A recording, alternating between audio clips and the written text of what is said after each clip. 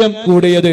ഇൻഷാ അല്ലാഹ് നമ്മളെല്ലാവരും ഓർക്കേണ്ട ഒരു കാര്യം, റഹ്മത്തുൽ ലിൽ ആലമീൻ സയ്യിദുനാ റസൂലുള്ളാഹി സ്വല്ലല്ലാഹു അലൈഹി വസല്ലം, അവിടുത്തെ അഹ്ലു ബൈത്ത്, ആ അഹ്ലു ബൈത്തിനോടുള്ള സ്നേഹം, അവരോടുള്ള ബഹുമാനം, അവരോടുള്ള ആദരവ്, അതിന് യാതൊരു കുറവും നമ്മുടെ ഭാഗത്ത് നിന്ന് വന്നുകൂടാ. 7ഓളം ഘട്ടങ്ങളെ ഹബീബായ സയ്യിദുനാ റസൂലുള്ളാഹി സ്വല്ലല്ലാഹു അലൈഹി വസല്ലം തങ്ങൾ പഠിപ്പിക്കുകയാണ്. അതിൽ പ്രധാനപ്പെട്ട 7 ഘട്ടം എന്ന് പറയുന്നത് ഒരു വിശ്വാസിയുടെ ജീവിതത്തിലെ ഏറ്റവും പ്രതിസന്ധിയുടെ ഘട്ടങ്ങളാണ്. ഒന്ന് മരണമാണ്, ഒന്ന് അതേ ഖബറിലേക്കുള്ള യാത്രയാണ്, മൂന്നാമതായി ഖബറിൽ നിന്നുള്ള പുനർജീവിതമാണ്, അവിടുന്ന് പിന്നീട് ഹിസാബ് വരാനുണ്ട്, പിന്നീട് അള്ളാഹുവിന്റെ കിതാബ് നൽകപ്പെടുന്ന ഘട്ടം വരാനുണ്ട്, അത് കഴിഞ്ഞ് സിറാത്ത് പാലത്തിലൂടെ യാത്രയുണ്ട്. അങ്ങനെ സ്വർഗത്തിലാണോ നരകത്തിലാണോ എന്ന് തീരുമാനിക്കപ്പെടുന്ന ആ പ്രധാനപ്പെട്ട 7 ഘട്ടങ്ങളിലും നിങ്ങൾക്ക് രക്ഷപ്പെടണോ, ഹുബ്ബി എന്ന് പറഞ്ഞ് മുത്തുനബി സ്വല്ലല്ലാഹു അലൈഹി വസല്ലം തങ്ങൾ നിർത്തിയില്ല. എന്നോടുള്ള ഇഷ്ടം മാത്രം മതി എന്ന് അള്ളാഹുവിന്റെ റസൂല് പറഞ്ഞു നിർത്തിയില്ല. ഹുബ്ബി വഹുബ്ബി അഹ്ലി ബൈത്തി, എന്റെ കുടുംബത്തോടുള്ള, എന്റെ മക്കളോടുള്ള സ്നേഹമാണ് അതിന് ഏറ്റവും പ്രധാനമായി വേണ്ടത് എന്ന് പറഞ്ഞു വച്ചു റഹ്മത്തുൽ ലിൽ ആലമീൻ സയ്യിദുനാ റസൂലുള്ളാഹി സ്വല്ലല്ലാഹു അലൈഹി വസല്ലം.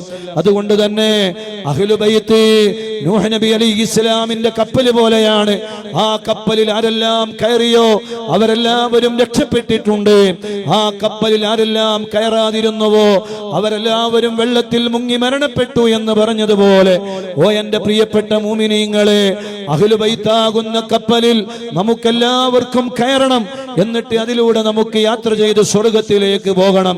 അതിനുള്ള നിമിത്തങ്ങളാണ് നമ്മുടെ സാദാത്തുക്കൾ. ആ സ്നേഹവും ആ ബഹുമാനവും ആദരവും മരണം വരെ നമ്മുടെ ജീവിതത്തിൽ ഉണ്ടാകണം. അതിന് ഒരു ചെറിയ കോട്ടം പോലും സംഭവിച്ചുകൂടാ. ഒരൊറ്റ ഒരു സയ്യിദിനെയും നമ്മൾ കുറ്റം പറയാൻ പാടില്ല. അത് ഏത് സയ്യിദായാലും, അത് രാഷ്ട്രീയമുള്ള സയ്യിദാവട്ടെ രാഷ്ട്രീയമില്ലാത്ത സയ്യിദാവട്ടെ, അള്ളാഹുവിന്റെ റസൂൽ സ്വല്ലല്ലാഹു അലൈഹി വസല്ലം തങ്ങളുടെ രക്തമൊഴുകുന്ന ആ പവിത്രമായ ശരീരം, അവരെ എല്ലാവരെയും നമ്മൾ ബഹുമാനിക്കണം.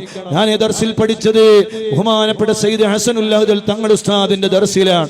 ഉസ്താദ് പലപ്പോഴും പറയുന്നതായി ഞാൻ കേട്ടിട്ടുണ്ട്, എന്റെ മകളെപ്പോലും ഞാൻ നീ എന്ന് വിളിക്കാറില്ല. എന്റെ മകനെയും എന്റെ മകളെയും നമ്മൾ വിളിക്കാറുള്ളത് നിങ്ങൾ എന്നാണ്. കാരണം ഞാനൊരു സയ്യിദാണെങ്കിലും എന്റെ മകനും ഒരു സയ്യിദാണ്, എന്റെ മകളും ഒരു ബീവിയാണ്. അവരുടെ രക്തത്തിലും മുത്തു റസൂലുള്ളാന്റെ രക്തത്തിന്റെ അംശമുണ്ട്. അതുകൊണ്ട് എനിക്ക് അവരെ നീ എന്ന് വിളിക്കാൻ കഴിയില്ല. അവരെ ഞാനും നീ എന്നാണ്, നിങ്ങളെന്നാണ് വിളിക്കാറുള്ളത് എന്ന് ബഹുമാനപ്പെട്ട തങ്ങൾ ഉസ്താദ് പറഞ്ഞ് ഞാൻ ഓർക്കുകയാണ്.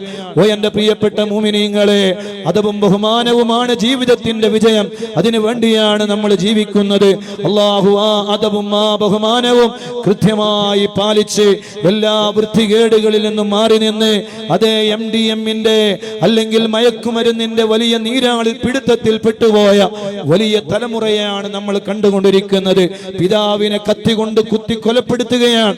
ഉമ്മയുടെ ഉദരത്തിലേക്ക് കത്തികൾ കയറ്റിയിറക്കുന്ന വല്ലാത്തൊരു ദുനിയാവ്. അല്ലാഹുവേ, ഞങ്ങളെ മക്കളെ നീ നന്നാക്കി തരണേ അല്ലാ. ഒരിക്കലും അങ്ങനെയുള്ള കൂട്ടുകെട്ടിൽ പെട്ടുപോയി ഒരൊറ്റ ഒരു ദിവസം പോലും ഏതെങ്കിലും ഒരു സാഹചര്യത്തിൽ പോലും ഒരു ചെറിയ ടേസ്റ്റിന് പോലും, ഓ എന്റെ പൊന്നാര മക്കളെ, പ്രിയപ്പെട്ട മക്കളെ, നമ്മുടെ നാവ് കൊണ്ട് അത് രുചിക്കുകയോ അത് ആസ്വദിക്കുകയോ ചെയ്യുന്ന ഒരു ചെറിയ ഘട്ടം പോലും ഉണ്ടാകരുത്. നോ പറയാൻ നമുക്ക് കഴിയണം. ഇല്ല, എനിക്കത് വേണ്ട, നിന്റെ ഈ കൂട്ടുകെട്ട് എനിക്ക് വേണ്ട എന്ന് പറയാൻ എല്ലാ പെൺകുട്ടികളും തയ്യാറാവണം, എല്ലാ ആൺകുട്ടികളും തയ്യാറാവണമെന്ന് ഈ സന്ദർഭത്തിൽ മഹത്തായ ഹദ്റത്തിൽ വെച്ച് പറഞ്ഞുകൊണ്ട് ഇൻഷാ അല്ലാഹ് നമുക്ക് വേണ്ടി ദുആ ചെയ്തു തരാൻ ബഹുമാനപ്പെട്ട സയ്യിദ് അവറുകളെ ആദരപൂർവ്വം ക്ഷണിക്കുകയാണ്. അൽഹംദുലില്ലാഹ്, ഇന്ന് ഈ പരിപാടിയിലേക്ക് എത്തുമെന്ന് ഒരിക്കലും പ്രതീക്ഷിച്ചതല്ല.